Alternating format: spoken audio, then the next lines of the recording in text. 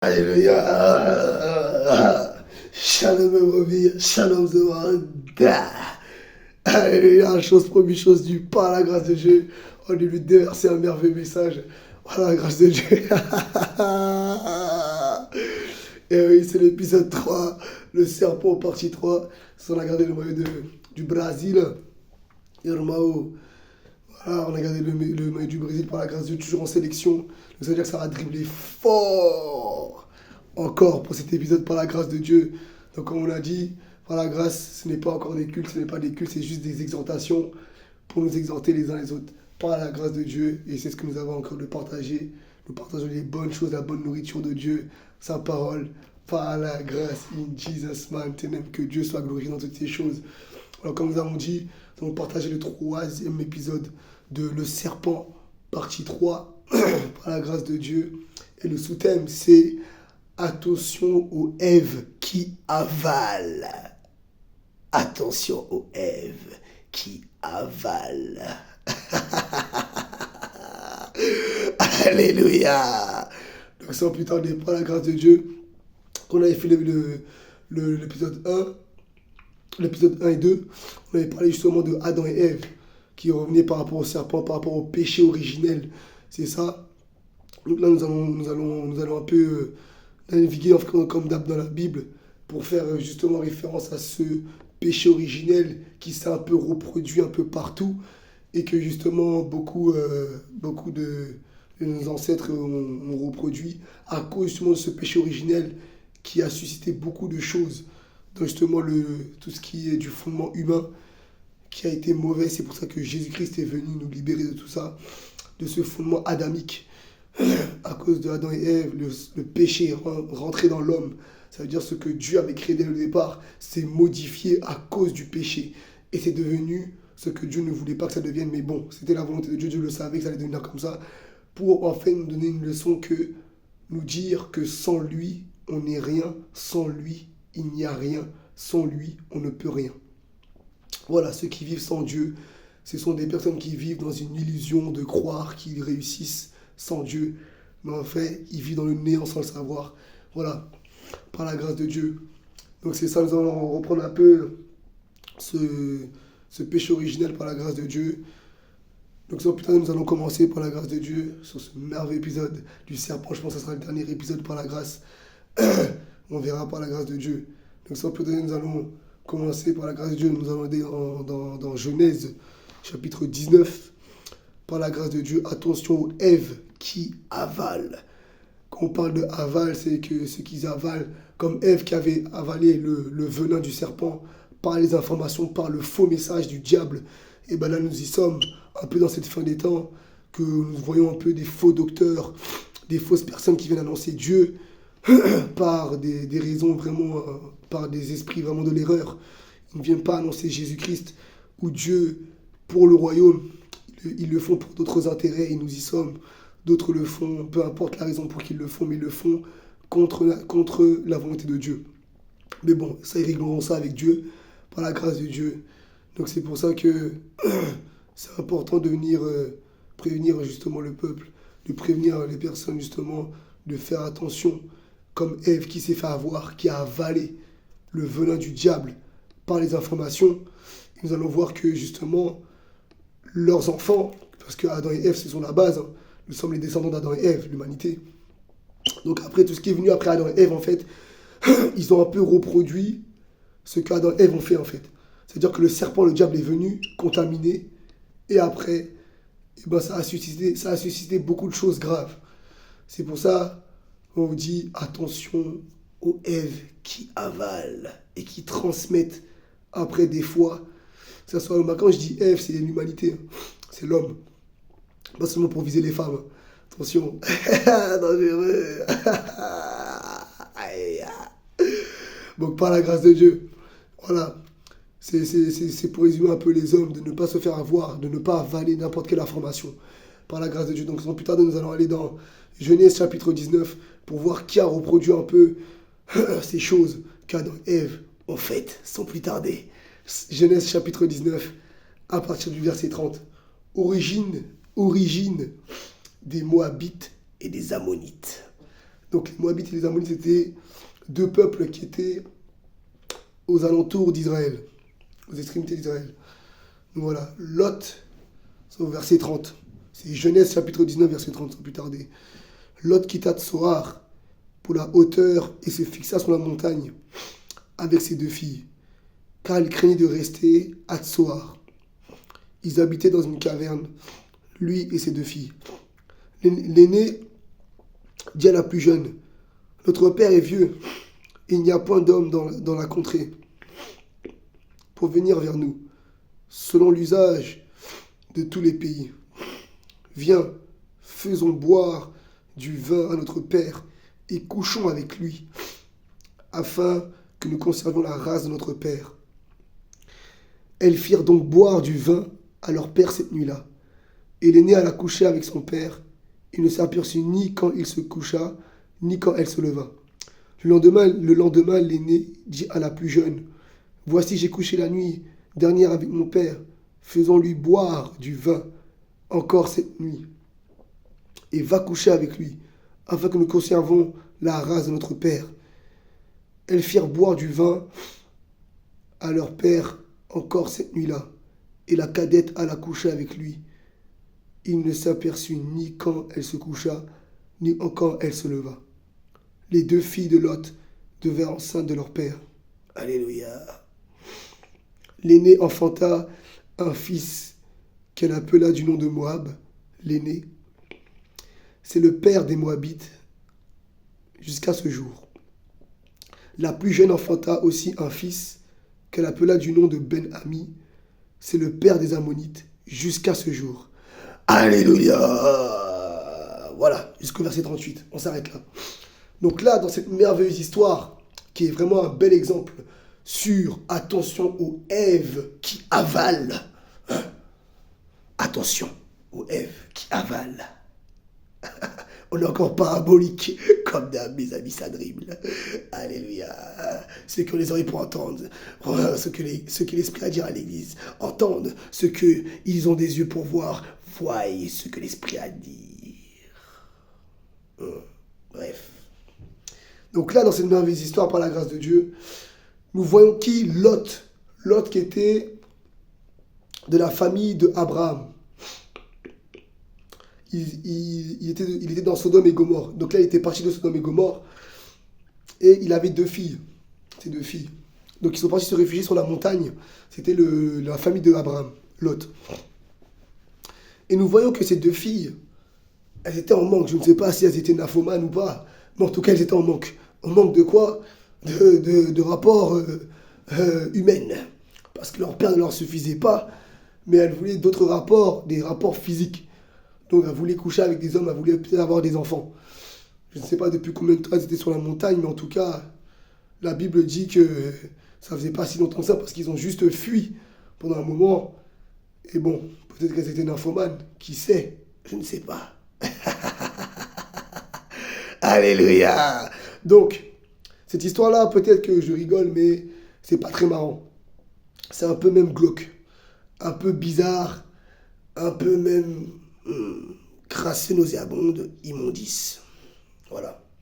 Donc, il est parti Lot, qui faisait partie de la famille d'Abraham, qui est justement quelqu'un de la famille d'Abraham, Lot, le fameux Lot. Il est parti avec ses filles sur la montagne se réfugier, parce que Sodome et Gomorrhe n'était plus habitable. C'était devenu vraiment l'anarchie. Là, Dieu avait frappé tout ça. Et ses filles voulaient des rapports avec des hommes. Donc, elles ont eu la pensée, la plus grande a eu la pensée de coucher avec son père pour avoir des enfants. On appelle ça comment? On appelle ça une abomination. Ce sont des consanguins qui font ça. Ça veut dire que tu couches avec des gens de la même famille. Non, ce n'est pas les choses qui se font par la grâce de Dieu. Dieu ne nous a pas appelés à faire ces choses-là. Mais bon, quand le Saint-Esprit m'a ramené dans ce passage pour le partager par la grâce de Dieu, j'ai dit, mais comment ils ont eu cette pensée-là? On sait que bon, ça vient des esprits démoniaques, ça vient des démons. Mais quand on remonte plus loin, ça veut dire à l'époque d'Abraham, on voit que même Abraham a fait la même chose. C'était une famille de consanguins. Parce que Abraham a pris Sarah. Sarah, c'était sa belle-sœur. sa belle-sœur, ils avaient le même père, mais pas la même mère. C'est ça, si je ne me trompe pas. Donc Abraham a couché avec sa sœur. Ils avaient à peu près le même sang. Sarah était sa sœur. C'était aussi de l'inceste. C'est ça, des consanguins. Donc Abraham a fait ça. Donc ça veut dire que là, Lot, qui fait partie de la famille d'Abraham, ses filles même ont reproduit ça. Pourquoi? Parce que quand on regarde même dans la généalogie d'Abraham, Abraham à la base était dans une famille d'idolâtres, une famille de sorciers. Son père faisait de la sorcellerie, lui-même était sorcier à la base. C'est pour ça que Dieu lui a dit de sortir de la maison de son père. Donc Lot, Abraham est parti de la maison de son père pour que justement Dieu l'éduque. Dieu a dit à Abraham de sortir de la maison de son père parce que il ne pouvait pas rester dans une atmosphère qui était justement contrainte au fondement que lui-même voulait placer de nouveau pour justement donner une nouvelle éducation à Abraham et un nouveau fondement pour Abraham et sa descendance. Donc pour donner un nouveau fondement, il faut partir. Donc Dieu a dit à Abraham, sors de la maison de ton père parce que l'atmosphère dans laquelle vous baignez là, c'est impossible que tu reçoives ce que je vais te donner. Ça ne va pas marcher. Donc il faut sortir de là pour que ça marche. Parce que si tu restes là, ça ne va pas marcher, tu ne vas pas m'écouter, je vais te donner les informations, mais ça va partir vite. Parce que dans l'atmosphère dans laquelle tu baignes là, il n'y a que des démons, il n'y a que de la crasserie, de l'immondice, il n'y a que de la ceste. Voilà, il a dit, prends le troupeau, pars, je t'emmène quelque part dans une terre que moi j'ai choisie pour vous éduquer. Donc, quand on voit ça, on voit que même dans ce fondement déjà de base que Abraham avait reçu, qui était de la sorcellerie, ça vient de là en fait. Pourquoi elles ont eu cette pensée-là, les pauvres, les filles là? Enfin, je dis les pauvres, mais elles savaient ce qu'elles faisaient. Ces filles-là, les filles de Lot, pourquoi elles ont fait ça? Parce que c'est le fondement familial. C'est les esprits dans le fondement familial qui a fait, en fait, qui a influencé la pensée de la plus grande, de la plus grande fille, de l'aîné, excusez-moi, de la fille aînée de Lot, pour justement avoir cette pensée de coucher avec le père qui est de l'inceste. Mais pourquoi? Parce que même les ancêtres, même de l'aîné, avaient déjà fait ça dans la famille. Donc ça veut dire que c'est un esprit qui fait pratiquer à la famille l'inceste dans la famille d'Abraham et là de Lot, qui répètent la même chose, qui font partie de la même famille, ça veut dire qu'ils ont le même sang. Ça veut dire que ce sont des réclamations du sang, encore, comme Adam et Ève. Tu vois, ils ont reproduit un peu ce que Adam et Ève ont fait. Et c'est qui encore? Là, des femmes qui font pécher l'homme. Mais là, c'est pire. Parce que là, c'est les filles de Lot qui couchent avec leur père. Et pour justement coucher avec leur père, ils ont utilisé des astuces vraiment ténébreuses. Ils ont bu le vin, ils ont fait boire leur père. L'aîné et après la plus jeune, eux deux ont couché avec leur père pour avoir un enfant. My God. Et on dit que par rapport à ces rapports, par rapport à cet inceste-là, il y a eu deux bébés qui est sorti, deux nations qui sont sorties, qui est Moab, les Ammonites et les Moabites, qui sont deux peuples qui entouraient à l'est d'Israël. Ils étaient à l'est d'Israël, une au nord, une au sud. Au nord, c'était les Ammonites, et au sud, c'était les Moabites. Ils étaient à côté d'Israël, en fait. Et on t'a dit que ces deux peuples-là, en fait, sont nés d'inceste. Ces deux peuples qui sont nés de l'inceste. C'est ça, de Lot. C'est une abomination, mon ami. Et ce sont des peuples, en fait, qui ont combattu Israël. Parce que la base même, le fondement même, pas où ces peuples-là sont nés, c'est de l'inceste. C'est le venin du serpent qui a fait ça. Donc vous avez vu, le diable a influencé l'homme pour faire des abominations, même pour créer des abominations. Et on a vu que même ces choses-là qui sont nées, qui sont sorties de ces abominations-là, c'est rien de bon. Ils ont même combattu ce qui appartenait à Dieu. Donc le diable, il sait ce qu'il fait. C'est pour ça, faites attention aux Ève qui avalent. Alléluia. Voilà. Par la grâce de Dieu. Et vous avez vu ça? Que, on a vu, ils étaient même fiers d'avoir eu ces enfants-là. Donc faites attention aux Ève qui avalent. Donc sans plus tarder, nous allons voir justement, nous allons prendre cette base-là pour continuer à naviguer dans le message qui est faites attention aux Ève qui avalent par la grâce de Dieu. Donc nous allons prendre cette base-là qui est nous avons vu là deux peuples qui sont nés par l'inceste, les Moabites et les Ammonites. Donc nous allons voir justement chez les Ammonites, qu'est-ce que Israël a fait. J'ai pris un petit exemple assaisonnant pour nous faire plaisir, un petit dribble que j'ai choisi dans la Bible à l'époque de David, par la grâce de Dieu. Nous allons voir là du côté des Moabites, qu'est-ce qui s'est passé avec Israël et les Ammonites, qui est né justement de l'inceste, qui est dans 1 Chronique 20, par la grâce de Dieu. J'ai ce bel petit exemple qui est un petit bonbon, une petite sucrerie, une petite confiserie, une petite friandise. Alors, 1 Chronique 20. Prise de Rabat, verset 1. L'année suivante, au temps où les rois se mettaient en campagne, Joab, Joab à la tête d'une forte armée, alla ravager le pays des fils d'Ammon et assiéger Rabat. Mais David resta à Jérusalem. Joab bâtit Rabat et la détruisit. David enleva la couronne de dessus la tête de son roi et la trouva d'un poids d'un talent d'or. Elle était garnie, excusez-moi, elle était là. Elle était garnie de pierres précieuses. On l'a mis sur la tête de David, qui emporta de la ville un très grand butin. Oui. Il fit sortir les habitants et il se mit en pièces. Et il les mit en pièces, excusez-moi, avec des scies, des herses de fer, des haches. Il traita de même toutes les villes des fils d'Ammon. David retourna à Jérusalem avec tout le peuple.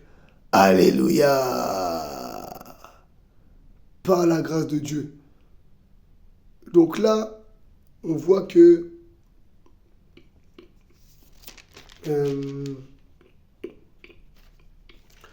là, on parle de Joab, qui partit avec une grande armée en éclaireur. Il partit à Rabat, qui était la capitale des Ammonites. On a vu que les Ammonites qui ont été créés par de l'inceste. Ce peuple-là.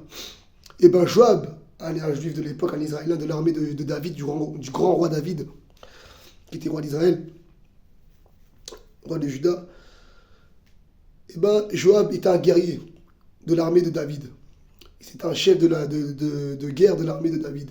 Il est parti en éclaireur, voir piller justement, prendre en assaut la ville des Ammonites, Rabat, la capitale. Et nous avons vu que lui, soit c'est dans une autre version, et ben Joab, il a assujetti justement cette ville-là. Et juste après, en fait, il restait un petit bout de la ville qui devait piller, qui devait prendre au contrôle, qui devait coloniser. Et avant qu'il la prenne, il restait un petit bout de la ville. Il a envoyé un éclaireur dire à David, de dire à David de venir pour justement qu'il prenne lui en assaut cette ville-là qui reste, le petit bout de la ville qui reste, pour justement qu'on glorifie le roi. Parce qu'il s'est dit que si moi je le fais, eh ben, on va me glorifier moi, Joab. Non, il a dit, il faut que ce soit le roi qui soit glorifié, le roi qui soit glorifié. Donc ça, c'est un bon soldat. Vous imaginez? Là, on parle de pillage. On dit que de ce pillage-là, Joab et David sont ressortis avec un gros butin, par la grâce de Dieu. Mais ça, c'est quelqu'un de fidèle, Joab. Justement, qui avait assujetti les Ammonites. Et là, nous voyons qu'on parle encore de ces Ammonites-là, qui étaient sortis justement d'une Ève avaleuse. Mais là, Dieu s'est glorifié dans tout ça et a assujetti justement ce qui ne venait pas de lui. Et on dit que voilà, David en ressorti avec un gros butin grâce à Joab qui a fait une grosse partie. Mais avant tout ça, David, lui, était distrait. Le roi n'était pas sur ces choses-là. Mais Joab, Dieu a suscité Joab pour justement que Joab soit dans ses plans. Et nous avons vu que Joab, lui, a été fidèle. Mais quand je vois la fidélité de Joab, ça, on peut que dire que c'est Dieu. Parce que beaucoup de soldats peut-être même auraient pillé, sans même en faire part au roi. Mais lui, bon, on savait que tout était contrôlé dans la maison de David. Mais là, ce qu'il a fait, c'est vraiment un acte de fidélité.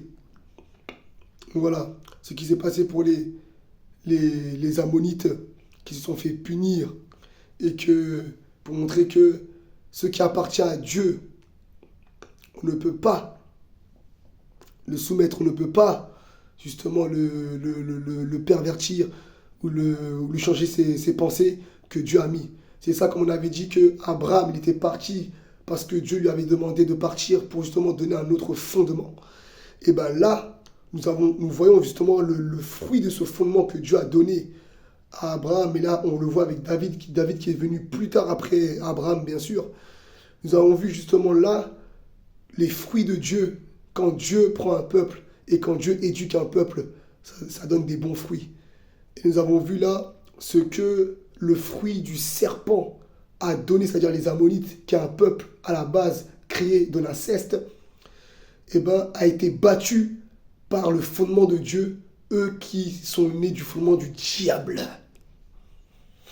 du venin du serpent, des Èves avaleuses. Joab a fait du bon boulot, est parti piller là-bas.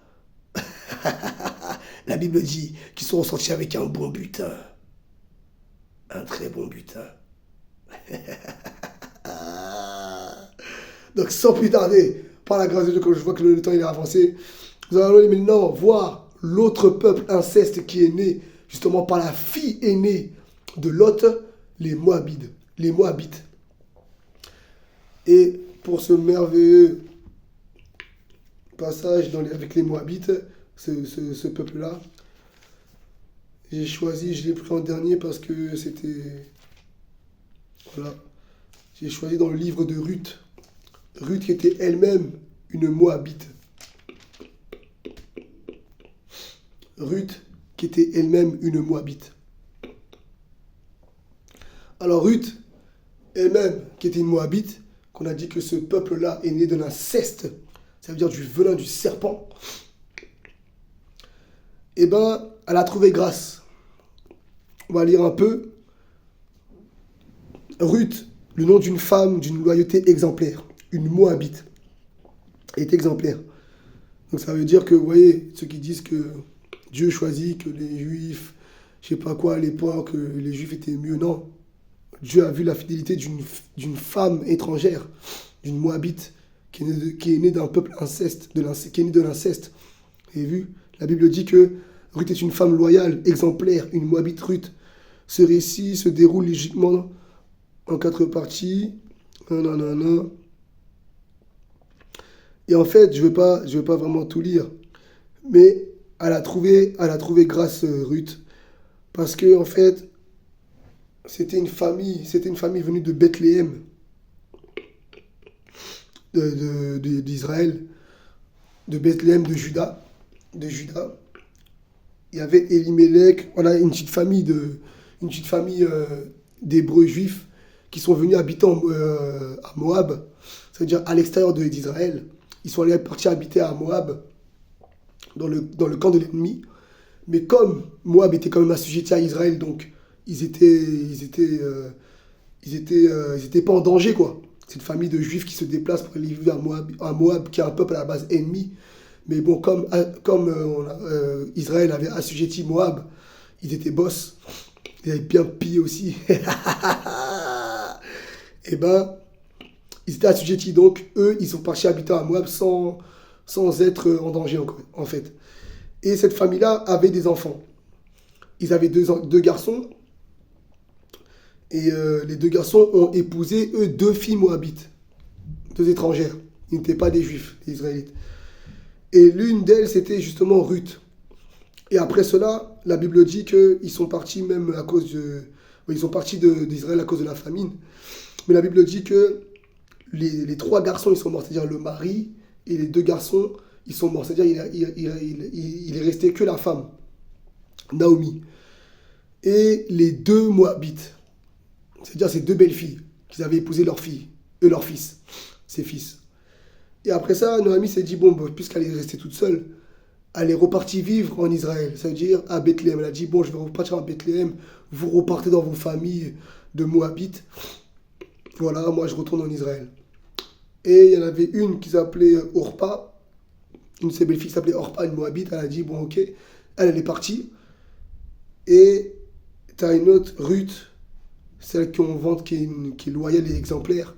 Elle, justement, est restée avec Noémie, sa belle-mère. Elle est repartie en Israël, vivre avec elle à Bethléem. Elle a dit, ok. Et là-bas, Ruth a commencé à travailler aussi. Naomi a commencé à reprendre ses activités de là-bas, à reprendre ses activités comme à l'ancienne. Et Naomi aussi a commencé à adopter ses activités, elle a commencé à travailler au champ. Elle a commencé à travailler dans un grand champ, le champ de Boaz. Un Boaz qui est comme on va dire un jeune entrepreneur, un grand entrepreneur qui détenait un champ, un grand champ. Voilà. Et qui était aussi de la famille de Noémie. Plus de son mari qui était décédé. Voilà. Donc Ruth a trouvé grâce aux yeux du grand Boaz, l'entrepreneur. Et elle a trouvé grâce dans son champ. Elle a trouvé grâce. Il a dit non, tu peux continuer à travailler. Il s'est informé sur elle. Ils ont dit oui, c'est une Moabite. Voilà, elle travaille ici depuis ce matin, tout ça. Mais elle est gentille, voilà, elle travaille bien, elle travaille bien. Elle travaille dur même. Elle est allée une seule fois se reposer, boire de l'eau un peu au puits. Voilà, elle se reposer, mais sinon elle travaille bien, elle est inoffensif. Boaz l'a un peu vanté, tout ça, là. Et elle a trouvé grâce aux yeux de Boaz. Donc Boaz commençait un peu à la draguer, commençait un peu à se connaître un peu tous les jours, tout ça, là. Et après, ils se sont mariés. Donc ça veut dire que Ruth a trouvé grâce, elle s'est mariée avec Boaz.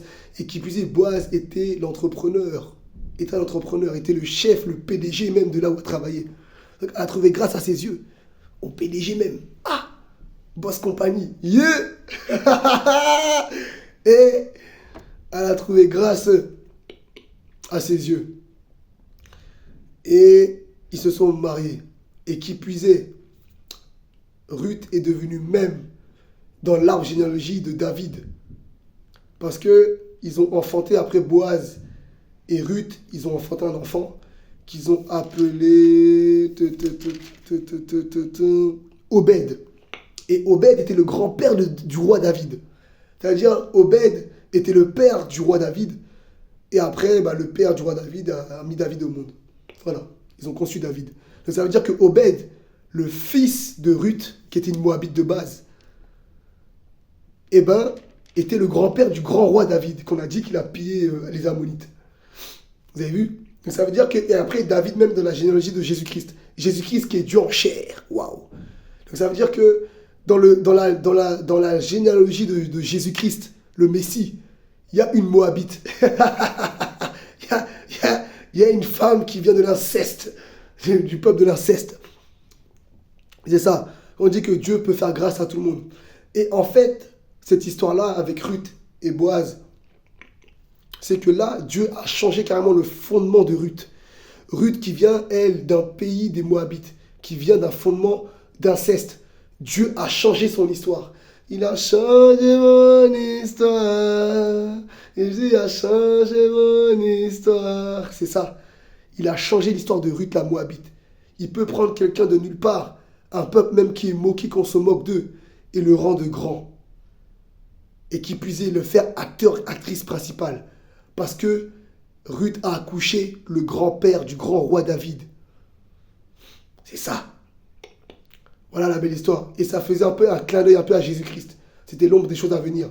Parce que Jésus-Christ est venu changer le fondement de l'humanité. Par justement le sauvetage de la croix. C'est ça. Et là, par justement l'association avec Boaz, Ruth a changé son fondement. Et qui plus est entré dans le fondement du Messie. Parce que Ruth a enfanté Orpède, qui était son fils avec Boaz. Et Orpède était le grand-père après de David, le grand roi David. Alléluia! Donc c'est pour ça. Vous voyez, on avait au début, on a pris la base de faire attention aux Èves. De faire attention aux Èves avaleuses.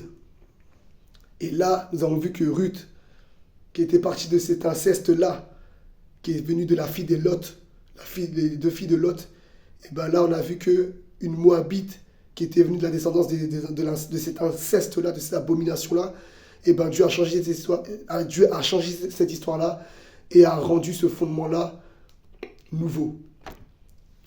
Et qui puisait, par ce fondement-là, est venu le Messie, qui est venu d'abord David et après le Messie. Par la grâce de Dieu. Donc voilà, c'était le petit dribble de la semaine. C'était une petite parabole encore. Donc méditez là-dessus. Par la grâce de Dieu, Dieu peut tout faire. Par la grâce. Voilà, c'était la partie 3 du serpent dribble de la semaine. Fin de grâce now. Ciao, ciao. Bye.